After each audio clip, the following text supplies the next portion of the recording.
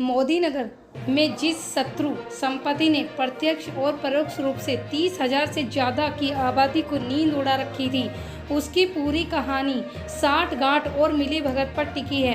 दरअसल उस संपत्ति से इस वक्त ना तो पाकिस्तानी अलाउद्दीन का कोई वास्ता है और ना ही इस ज़मीन में शेख निज़ामुद्दीन का कोई लेना देना है। किसी समय ज़मीन उनके नाम पर जरूर रही थी, लेकिन उन्होंने इस ज़मीन पर ना तो कभी अपना अधिकार जमाया और ना ही पिछले 3-4 दशक से यहाँ लौटकर ज़मीन को आकर देखा। अरबों की इस संपत्ति पर मेरठ के लाल कुर्ती के भूमाफिया मोहिउद्दीन की नज़र लगी हुई थी, जो खुद को अलाउद्दीन और निज़ामुद्दीन का रिश्तेदार बताता था। उसने ही अफसरों से मिली भगत कर ज़मीन में अपने नाम दर्ज कर लिए। चूँकि 85 बीघा खेवट की ज़मीन में अचानक से 2018 में तत्कालीन तहसीलदार राज बहादुर सिंह ने पाकिस्तानी अलाउद्दीन का नाम दर्ज कर लिया,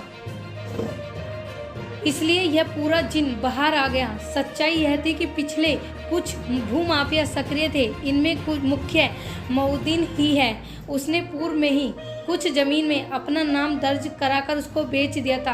अब खेवट की 85 बीघा ज़मीन पर भी उसकी नज़र आ गई। अलाउद्दीन का नाम दर्ज होने के बाद वह इस ज़मीन पर अपना अधिकार जमाता रहा, लेकिन तत्कालीन ही एसडीएम पवन अग्रवाल ने पूरे मामले से पर्दा उठाकर रिपोर्ट डीएम को भेज दी है। नतीजा यह हुआ कि जांच होने पर 1800 बीघा ज़मीन शत्रु संपत्ति घोषित हो गई। गांठ जोड़ इसी साबित से होता है कि मोहिउद्दीन की वकालत भाजपा के 2 बड़े नेताओं से भी है। यह बात और है कि अब बड़ी आज़ादी के विरोध को देखते हुए अपना पैर पीछे खींच रहे हैं। शत्रु संपत्ति से बन गया अरबपति। मोहिउद्दीन नाम के व्यक्ति की निगाह मोदी नगर की शत्रु संपत्ति पर ही नहीं, वह पूरे पश्चिम से इस तरह की संपत्तियों का रिकॉर्ड खंगालकर अफसरों से मिली भगत करके उसमें अपना रिश्तेदार का नाम दर्ज करा लेता है और उसको बेचकर ज़मीन पर कब्जा भी करता है। मुजफ्फरनगर में भी इसी तरह का मामला पिछले दिनों सामने आया है।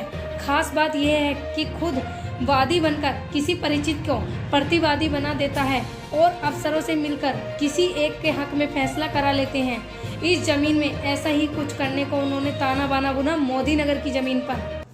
भी अपने कोई भी विज्ञापन की प्रकाशित कराना है तो हमारे YouTube चैनल और अदर ऐप के द्वारा हमें संपर्क करें। अगर हमारे चैनल को लाइक करें, शेयर करें, सब्सक्राइब करना ना भूलें।